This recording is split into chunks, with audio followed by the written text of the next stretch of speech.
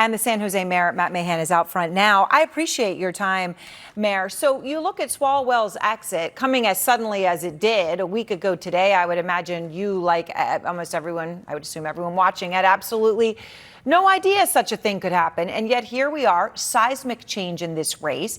What does it mean for your chances to get to the general election, do you think? Well, Erin, thanks for having me. Let me just start by saying these allegations are horrifying, and he needs to face accountability for whatever he's done, his abuse of power. And I think it's indicative of a broken political system, a system that is often incentivizing and rewarding the wrong things. Ego, celebrity, ladder climbing, being insider. And it's exactly why I jumped in this race. The race, to answer your question, is completely wide open.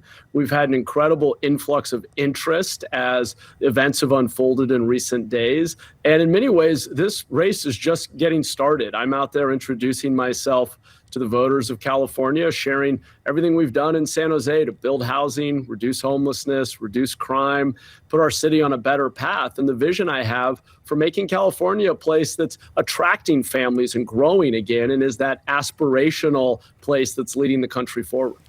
City on a hill, which of course California stands for, like few other places in America to the world. But you are a moderate Democrat, Mayor, in a state that is known for much more progressive Democratic policies. One big issue in the campaign that's getting national attention is a proposed ballot measure that would place a one-time 5% tax on billionaires' net worth in your state. Now, a recent poll shows 59% of likely voters in California and 82% of Democrats support raising taxes on the wealthy. Something like this is popular for many of the Democrats, and you are a Democrat. You do not support that tax, though. How come? Well, Erin, first of all, let me say, I don't actually spend a lot of time labeling myself or others in terms of what kind of Democrat I am. I grew up in a working class family in a small farming town. I have very progressive goals. I want everybody to get a great education, have access to high quality health care, a good job, affordable housing. And there's nothing wrong with having progressive goals and progressive values. I personally do.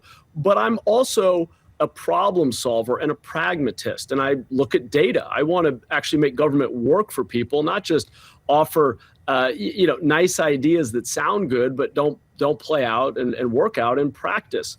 And in this case, people are right to be concerned about concentration of wealth inequality. The wealthy should absolutely pay their fair share. And there are a lot of tax loopholes that we ought to close, starting with the fact that billionaires should not be able to endlessly borrow against their stock options as a way of avoiding paying capital gains. But here's the problem with a wealth tax.